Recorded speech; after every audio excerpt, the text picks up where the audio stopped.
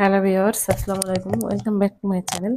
আশা করি আপনারা সবাই ভালো আছেন। আমিও ভালো আছি আল্লাহর রহমতে। আজকে আমি রান্না করব কচুলতি দিয়ে চিংড়ি মাছের একটি সাধারণ রেসিপি।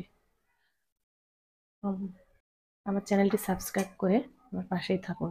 চলুন রান্নাটা শুরু করি। প্রথমে চুলাটা অন করে নিব। চুলায় দিয়ে দেব খাঁটি সরিষার তেল, পরিমাণ মতো তেল। এখানে বেশি করে পেঁয়াজ আর কাঁচামরিচ কেটে নিয়েছি। প্রথমে দিয়ে দিব।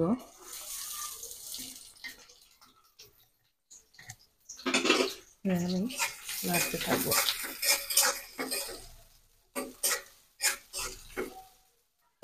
পেঁয়াজ আর কাঁচামরিচ নরম হয়ে গেছে। এবার আমি দিয়ে দেবো আগে থেকে কেটে রাখা কচুরলতাগুলো। দিয়ে আমি সুন্দর করে নাড়াচাড়া করবো। এরপর আমি দিয়ে দেবো পরিমাণ মতো লবণ। দিয়ে দিচ্ছি। দিয়ে নেব ধনে গুঁড়ো পরিমাণ মতো। দিয়ে দেব হলুদ গুঁড়ো পরিমাণ মতো।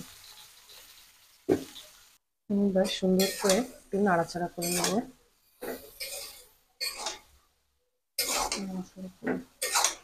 আমি এবার হালকা একটু পানি অ্যাড করব।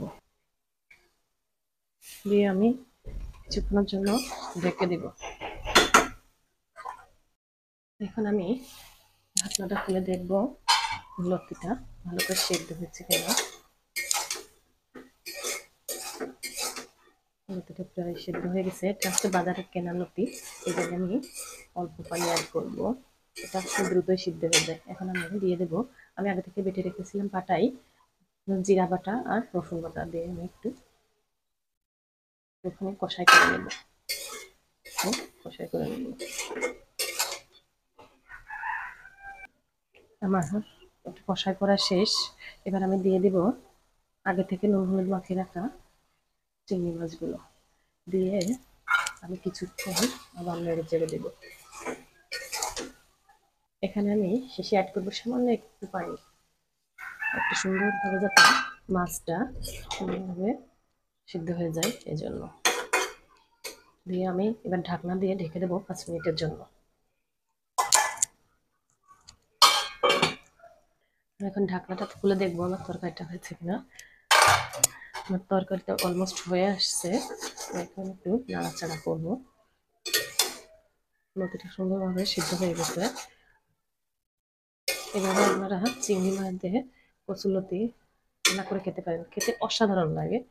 অবশ্যই একবার হলেও আপনারা এভাবে বাসায় ট্রাই করবেন। এবার আমি একটি বাটিতে বেড়ে দেখাবো।